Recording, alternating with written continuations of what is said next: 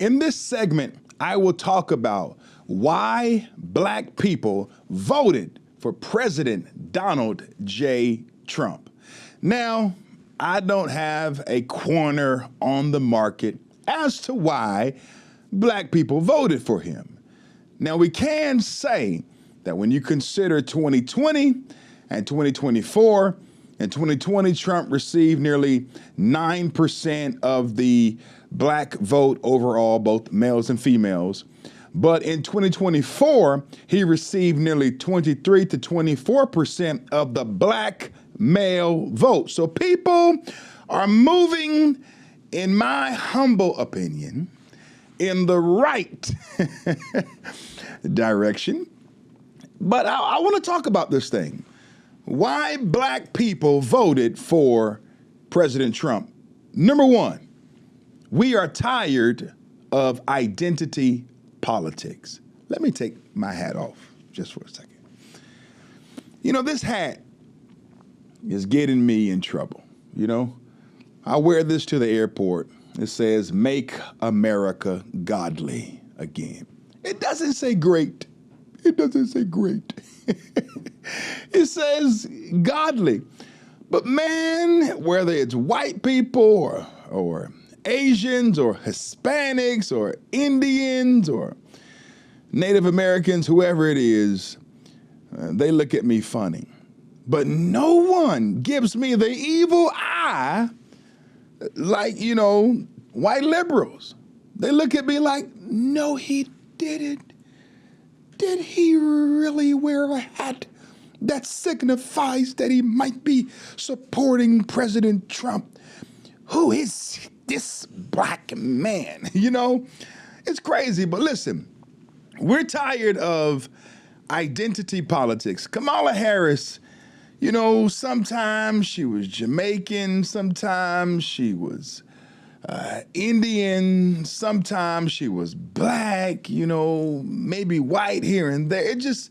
It was too much. And where I come from, if you deny being black in front of black people, that's a good way for you to be unallowed to come to the cookout. We will disown you. We will write you off. That's a good way to be X'd out. And she kept doing that.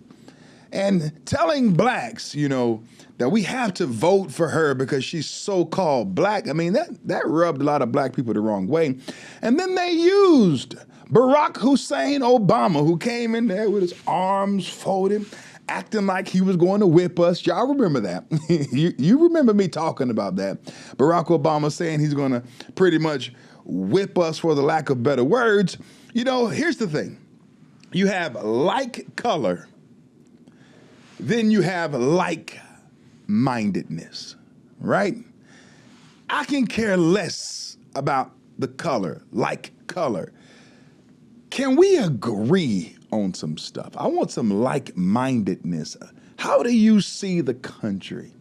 You know, what are your values? What virtues are you going to push upon this country? That's what matters. And so, number one, black people are sick and tired of identity politics. So therefore, we voted for President Trump. Number two, Trump acknowledged something that black men in particular have been saying for a long time. And that is the fact that we have a two-tiered justice system, whether it was Letitia James or Alvin Bragg or Big Fannie, Big Fannie Willis. You know, we're sick of it. You know, they used intentionally, you know, white liberals, they are the master puppeteers. They use the right individuals to try to come after President Trump. But, you know, we've been saying for a long time that the justice system, you know, in some cases, you know, it's a set of laws for one group of people, and then a set of laws for everyone else. And then President Trump, you know, they put him through the meat grinder, making up things, false allegations, blowing things out of proportion, saying that Mar-a-Lago wasn't worth the value that he said that it was. All of this stuff, I mean, you know, black people started to see, man, dang, and they put this man in handcuffs. This guy got a mug shot. And then they came out with a group called Ninjas. I'm not going to say the other word on here, at least. Amen. Ninjas for Trump. I mean, that just blew it out of proportion. So that's number 2. Number 3, because of the economy. All right. Look at here. Since January of 2021, unleaded gasoline went up by 55.3%. Hotels up by 53.5%. Airfares up by 39.9%. Salad dressing up by 31.5%. Ketchup and mustard up by 27.7%. Pickles and relish, gotta have the relish, baby, up by 27.4%. Steaks, all of you carnivore and keto addicts eating the red meat. Ain't nothing like red meat. Get that ribeye. No, don't do the filet. I mean, you need the fat, my friend. Up by 26.5%. Cakes, cupcakes, and cookies, Lord. Y'all pray for me because I have a sugar addiction. I mean, I love sweets, cakes, cookies, cupcakes. I mean, my God, today. I believe these things are going to be in heaven. These things are up now 24.9%. You know, the inflation impacts everyone, but it's hitting Black America as well. And so therefore, you know, we wanted a president that was going to do something about it. Number 4, the life issue. Bringing a ratchet and ghetto van or bus to the DNC so that you can abort babies. Black people didn't like that. You know, we've been targeted by the abortion industry. Margaret Sanger, I've told you this many of times. You know, she told Dr. Clarence C.J. Gamble in a letter in 1939 that she didn't want the word to get out, that she wanted to exterminate the Negro population. You've heard that before if you've watched this broadcast. But we got sick of this reproductive justice talk. Why do y'all have to try to make this thing as euphemistic as possible, as sexy as possible? Just say it. You want to unalive babies. That's it.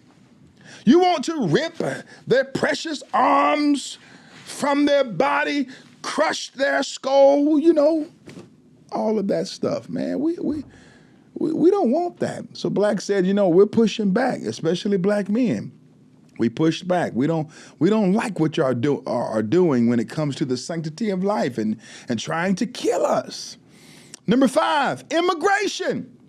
Now you witnessed in Chicago, New York, Detroit, that they started to ask, you know, Black people, especially in New York, to house criminal illegal aliens, and we'll give you funding from the government to do so. Black people got angry, especially even in California. They said, now look at here. You know, there's some people who have been lobbying for reparations for decades now. I'll be the first to tell you that I'm not an advocate or a proponent of the aforementioned. I'm not lobbying for reparations or anything like that. That's not my aim. That's not my goal. But there's some Blacks who are.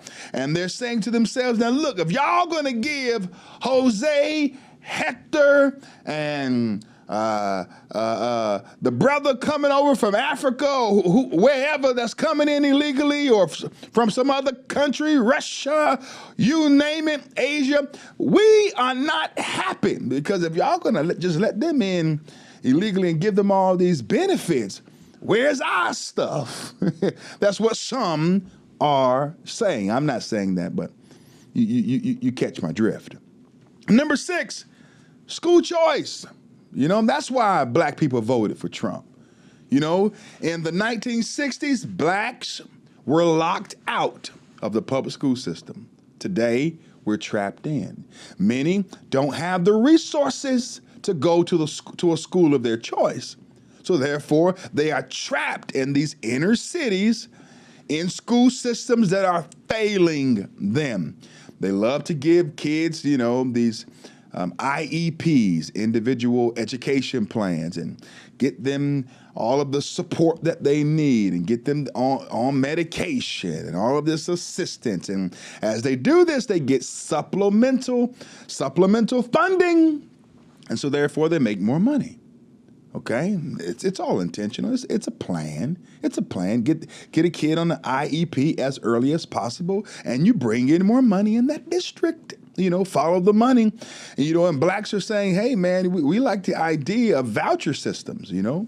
We want to be like Florida. We want to be like Arizona in some regard. We want to be like North Carolina, where we have a robust voucher system where parents can take their tax dollars, okay, and go to a school of their choice. And I agree with that.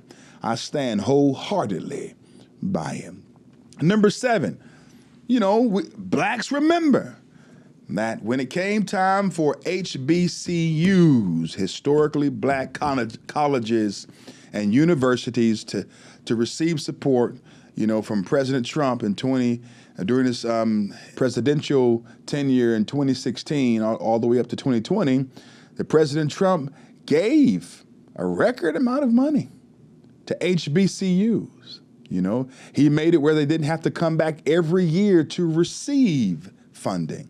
Okay, he looked out for them, and so Benny Black said, "Hey, man, if he can't be a racist, they love to call him a racist, but no one talks about his pictures with Oprah Winfrey. No one talks about his pictures with all of the people like Reverend Jesse Jackson and Al Sharpton and Don King and so on and so forth. But they love to call the man a racist. But, black people say to themselves, man, we remember when he helped out the HBCUs. He did things that, President Obama didn't do in that regard. And finally, number 8, although